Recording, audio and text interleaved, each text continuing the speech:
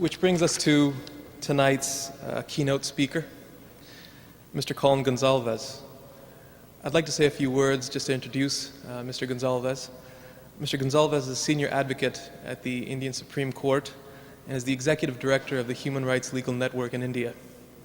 Mr. Gonsalves is a pioneer in his field of public interest litigation, and he has successfully brought a number of cases dealing with economic, social, and cultural rights. Many of these cases have been decided by the Supreme Court and have been set as precedents for the rest of the country. Mr. Gonsalves started his career as a civil engineer, but was drawn to the law through his work in unions and his concerns over labor issues and exploitation. In 2004, Mr. Gonsalves won the International Human Rights Award of the American Bar Association in public recognition of his contribution to the area of human rights. He's also the founder of the Indian Center for Human Rights and Law, an independent one-stop information center for anyone involved in public interest law. Tonight, Colin is accompanied by his wife, Preeti Verma, who is a well-known human rights activist and lawyer in her own right, and their beautiful baby daughter, Tara. So with no further delay, it's my pleasure to introduce Mr. Colin Gonsalves.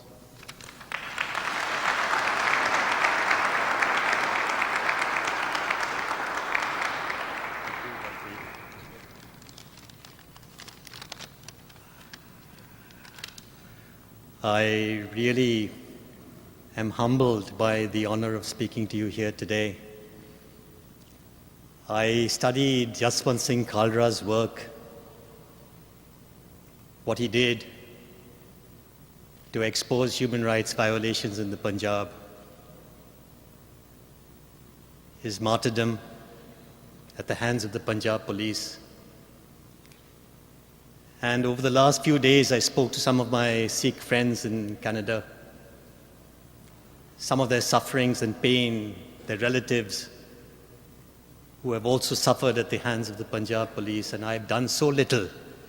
I have suffered so little. I feel I don't deserve really this honor of speaking to you here today. Kalra Saab stood at this podium in 1995. He had uncovered thousands of Sikh boys and girls, protesters, somewhat militant, somewhat outspoken, democratic rights organizations, trade union people, young people exercising democratic rights. He had the list of persons supposedly missing, but in reality picked up by the Punjab police, tortured, and their bodies cremated without their relatives being told. He came to Canada. He spoke to the press and he spoke to the public about those lists. And he spoke here in the Parliament building. And just before he was to leave and go back to India, he received a warning from India that he should not return. And he said that if I don't expose this story, who will? I must do it. It is my duty. I must go back and say what has happened. And all the rest is history. We know that he went back to India, and then he was picked up from his house one morning, tortured, and his body thrown into the Bias. When you look at his work, and you look at the risk he took, and you look at the continuing risk that people in the Punjab take even today, we realize that we have come a long way, but we have a very, very long way to go. And I don't want to really lecture you very much about the condition of human rights in India today, but I will say a few words about the situation that exists. Many of you have relatives and friends in the Punjab. Many of you travel up and down. And we share the exuberance of India's 8% gross domestic product. We know the incredible wealth that India has, comparable to any country in the world. We know the massive houses that Indians have, the BMWs and the Mercedes-Benzes that they drive, the wealth that they have, the economic power that they have, not just within India, but in the world. The Sikh community has built India in no small measure as a powerful engine of change. And I suspect that in Canada you will build this nation also into a powerful economic force and a powerful democratic force as well. So we enjoy and we embrace this growth. And we are happy that India is doing as well as it does. But there is another side, and that's the reason why I'm here today. There's a dark side to India. And that is the side of hunger, poverty, deprivation, displacement, and destituteness. And we cannot imagine that a country with an 8% growth rate should have today 70% of its population below roughly $0.50 a day. Central government set up a report to look at poverty in India, and the Arjun Sen Committee report concluded that 77% of India are living on less than 20 rupees a day, $0.50. What an amazing statistic. And you try and say, why is this happened? Why has India become the hunger capital of the world? Why do we have a 50% malnutrition rate, men, women, and children? 17% of all children in India grow up stunted, with a shrunken brain and stunted body. Why has it happened? What is this economic model that allows an 8% growth rate and such unimaginable wealth for 350 million people, and you have 750 million people below a poverty line of $0.50 a day? How has this happened? And then you realize that the economic model is one where money is everything, where the lust and greed for money is everything. Do what you want, break whatever laws you want to break, bribe whoever you want to bribe. Do what it takes, but make your money. And it's an economic model where social values, morality, the old social democratic structure, all this has become irrelevant. All this can go. All this is meaningless.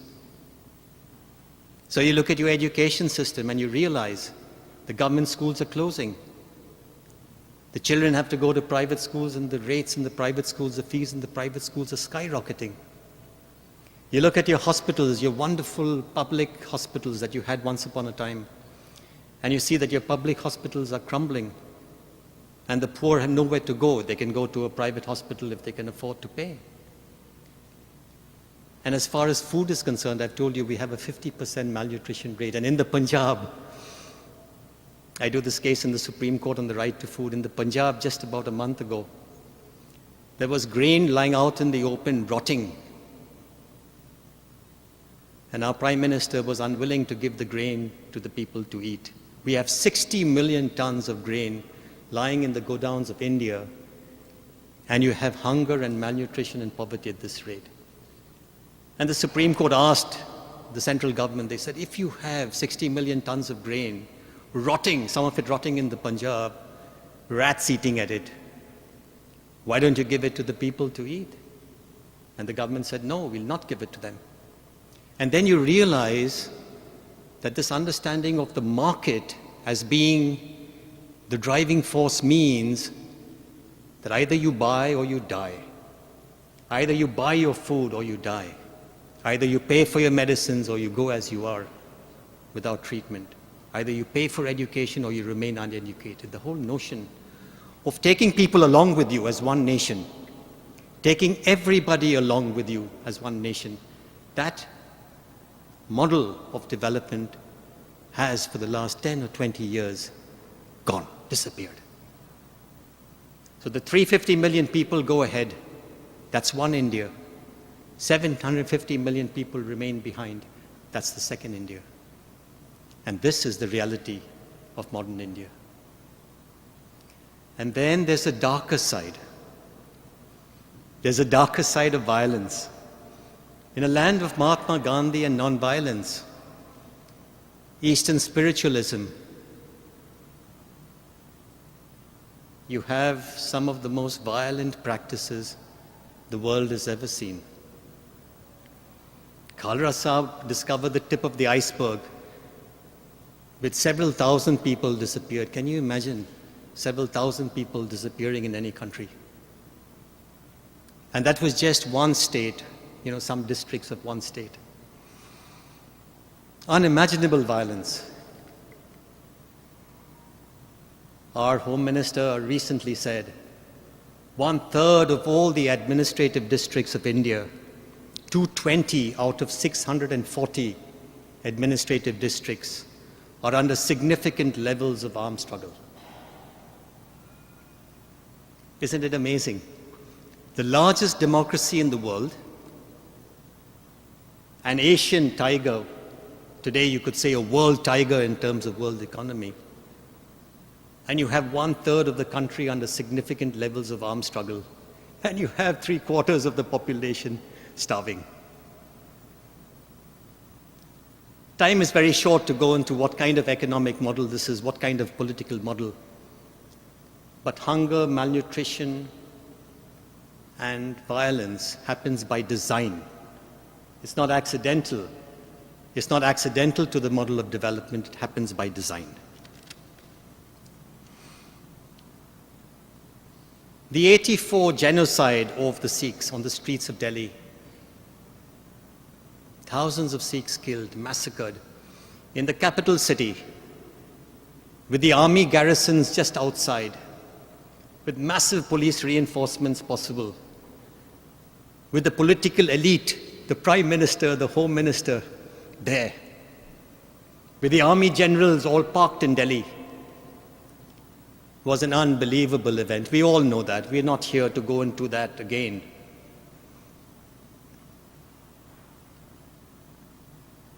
But why do we talk of 84? Even though it's something that has happened now so long ago, why do we talk of 84? We talk of 84 because the wounds of 1984 have not healed. Every time we see a policeman decorated for killing people, getting promotions for killing people, our wounds open up. Every time we see the accused who ought to be behind bars walk free, our wounds open up. Every time we see criminals who were killers and who organized killing become ministers in the present government, our wounds open up. Every time we see KPS Gill being lauded, being applauded for having solved the problems of the Punjab, our wounds open up. I went to the NHRC in Khalra Sahib's case. Khalra Sahib took his case to the Supreme Court. The Supreme Court directed the NHRC to investigate and award compensation. You won't believe it, in the NHRC, the stand of the government was that these persons who died in police custody. Government counsel said, yes, they were in our custody when they died. In cross-examination, I asked, how did they die if they were in your custody? The answer was, they were enemy agents. We took them with us to discover the hideouts of the terrorists, and in the crossfire, they died. Just think about that answer. It is the clearest admission of the use of under trials, people against whom there's a charge, but there's not a proven charge. They've not been convicted. It's the clearest admission of the use of under trials as a human shield. It's a war crime. We say genocide, mass elimination of a community, state-sponsored. It's a war crime. That you should take a person and use him as a human shield is a war crime. And the National Human Rights Commission gave us compensation of $5,000 for killing in custody. $5,000 per person. Our wounds open up. And that case, my dear friends, is now in the Supreme Court. Paramjit Kaur has taken that case to the Supreme Court, where we challenge the compensation given to us as being insulting to our community and to the people who died. The riot cases are also going on, but many of those persons who are guilty have now escaped. Evidence against them has been compromised. But one person, Sajjan Kumar, will go behind bars, I can tell you that. I've been following that case closely, and Fulka Saab, whom you know very well, is arguing that case magnificently in the trial court and in the High Court and the Supreme Court. The eyewitnesses against Sajjan Kumar have spoken clearly in court. They have not been compromised, and they have stood up despite threats given to them. And Sajjan Kumar will go behind bars, but he was just one of the hundreds who should have gone behind bars. The criminal justice system, when it came to the prosecution of persons who engaged in such a massacre, that criminal justice system failed us. And the reason why we talk of 1984 is not because we want to open up the old wounds and think about the past, but because there's a very important lesson for us today in contemporary India. And there's a very important lesson not just for the Sikh community, but for the Muslims and the Christian and for all Indians. If in 1984 the criminal justice system had worked, if the prosecution had happened, if those politicians had gone behind bars and those policemen who were complicit in the killings had gone behind bars, would the riots of 1992 have happened? In 1992, remember, 3,000 Muslims were killed on the streets of Bombay. In 2002, 3,500 Muslims were killed on the streets of Ahmedabad and Baroda in Gujarat. And in 2007, 150 Christians were killed in Kandhamal in Orissa. What is this thing about India, which is supposed to be a non-violent spiritual country? What is this thing that allows you to kill people, massacre them en masse? You shoot a man in his head, you go to jail, but you massacre 1,000 people with police support and political support and you run free? What is this? And 84 is important because it tells us that we have to change our system so that it never happens, that a killing can take place or a massacre can take place or a riot can take place, and the criminal justice system will not work. Because the law enforcers are the lawbreakers. Those who are supposed to prosecute are the persons running riot and doing the killing. It's an important lesson for the whole of India today. Manmohan Singh, I am told, has said, when he came to Canada, that the Sikhs should move on and that they should forget the past. Perhaps if Manmohan Singh took his job seriously and our Home Department took their job seriously and prosecuted people, even now, it's not too late, our wounds would heal and we would move on and we would forget the past. But as long as justice is not done to the Sikh community, as long as the persons are not prosecuted, there will never be peace. Generation after generation will remember the suffering and pain and anguish of the people. And they will remember doubly that no one was punished, that justice was not done. We talk of 1984 for yet another reason: stigma. In 1984, the state refined its technique of attacking you and then stigmatizing the victim. The Sikhs were called separatists, terrorists. In Bombay, the Muslims were called terrorists. You massacre 3,000 Muslims on the streets of Bombay and then you turn around and say they're terrorists. In Manipur today, killing after killing in the northeast, unbelievable killing, using the Armed Forces Special Powers Act, which gives the security forces the right to kill on suspicion. Hundreds of people killed, and the Manipuris stigmatized as separatists and insurgents. In Kashmir, decades of suffering, decades of killing, unbelievable suffering, not a single home without a boy, without a girl, without a father, without an uncle being killed. Unbelievable suffering. Killing after killing after killing. Not a single officer punished. Not a single person taken to task. And today when the Kashmiris say Azadi, freedom, we want freedom from this oppression, they are stigmatized as separatists. And in Chhattisgarh, all human rights activists, where the corporations go in to do mining, all human rights activists, stigmatized and characterized as Naxal sympathizers. You know the case of Binayak Sen. He was a doctor working in the remote areas of Chhattisgarh. He was working among the tribals. His crime was that when he went into jail to treat a particular person who was a Naxalite, he went into jail to treat him. They filed a case against him saying that he had taken a letter from that person and he gave that letter to somebody else. That letter said nothing. When it turned up in court, that letter said nothing. And yet Binayak Sen, India's foremost doctor working among the poor, recognized internationally, spent 3 years in jail and is now out on bail. A case of sedition and waging war against the state was filed against him. Binayak Sen, who came on television 100 times saying, I do not believe in violence, like all of us do. We do not believe in violence. We do not promote violence. We do not encourage violence. We do not tolerate violence. The World Sikh Organization, I've had discussion with you.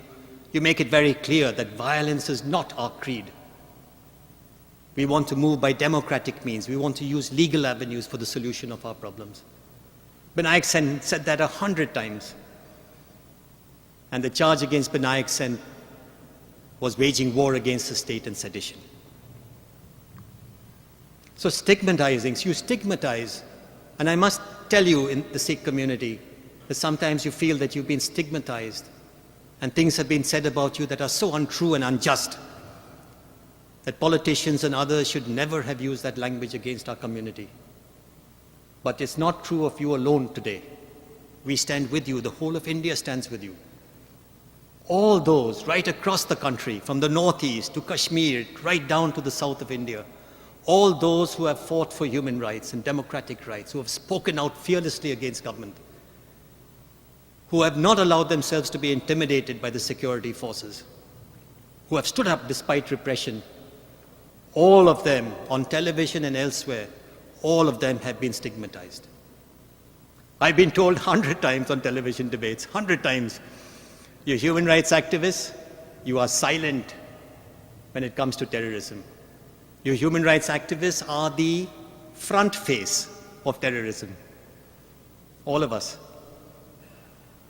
So right across the country, my dear friends, we remember that all those who fight against injustice, all of us, it's been a strategy of the Indian state to stigmatize them in some way or the other.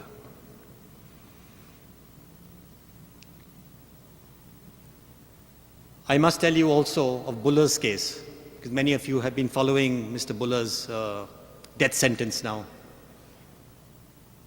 And there's been an unfortunate turn in the Supreme Court, and there's been some unhappy developments in the Supreme Court.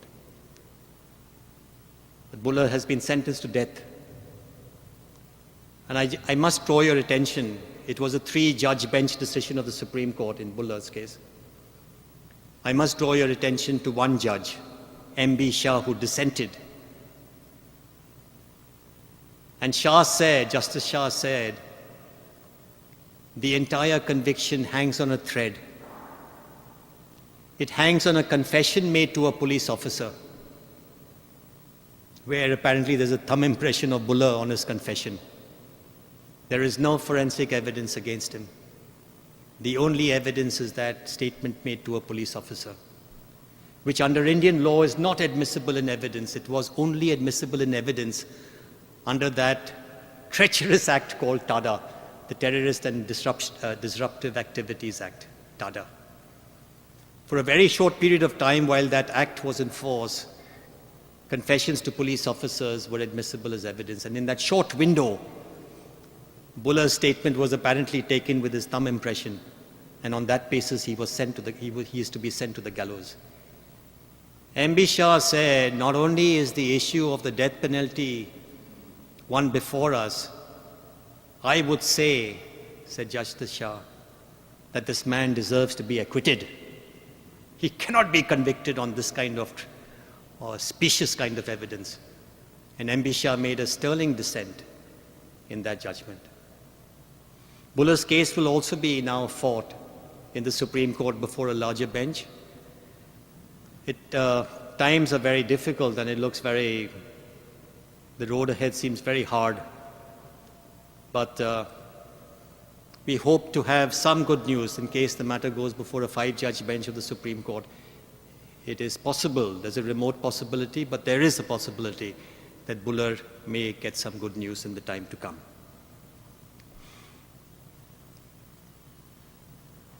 Now, this is pretty bad news as far as India is concerned. We are going through a very difficult period. I've told you about the poverty, I've told you about the violence.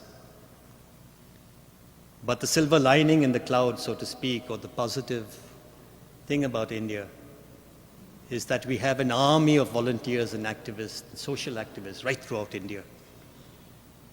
It is the joy of India. It is actually India's spirit. It's the heart of India that despite such suffering, thousands and thousands of young people, Sikhs, Muslims, Christians, Hindus, slum activists, women's activists, lawyers, doctors, large sections of society struggle against this oppression. It's a very difficult struggle because in the world outside, you see India as a shining, wonderful country, doing so well with such a wonderful growth rate and so on. And it's very hard for foreigners. It's very hard for Americans, for Europeans, and for people outside to understand how can it be that a country which is supposed to be shining, a country that's supposed to be doing so well, how can it be that this country has such a dark side to it? And we must change that dark side. We have an army of volunteers, an army of activists, an army of people who struggle. Despite all the odds, we struggle to change the system. We want a system where economic progress goes hand in hand with morality. We want a system where economic progress goes hand in hand with social responsibility. You can't say the market will provide. To people who are earning $50 a day, you can't say the market will give you education, the market will give you medicines, the market will give you food. There is a state responsibility to look after its people. That was the ideology in the 50s, the 60s, the 70s, the social democratic model of society. Today, in globalization, we've gone to a very different model of money, power, wealth, greed, corruption. It's a very different model. And we have to struggle collectively to bring India back onto the track of social democracy. India is the largest democracy in the world. If it goes in the direction it is going today, it will split. There will be unrest, there will be violence, there will be turbulence, there will never be peace. You cannot have peace with a large part of your population so unhappy, so restless, so angry, so frustrated. You can never have peace. In this democracy, you want peace. You can't have everybody equal, I understand, but you must try and take your country along with you, as was the principle some time back. For the Sikhs who are in Canada, what can you do? You have actually built a life for yourselves here. This is a beautiful country. This is really a country with a thriving democracy, and you have participated in that democracy and made it richer and better. But I would say you still have a job in the Punjab and in India. You must reach out to your roots and to the places from where you have come. And you must join the struggle in India against oppression. And as you were fearless in your business and your work, you must be fearless in your support of human rights. You must engage with the Punjab again. Today, the knock on the door at midnight is the same as before. Catching you by your collar, handcuffing you, putting a hood over your head at night is the same as before.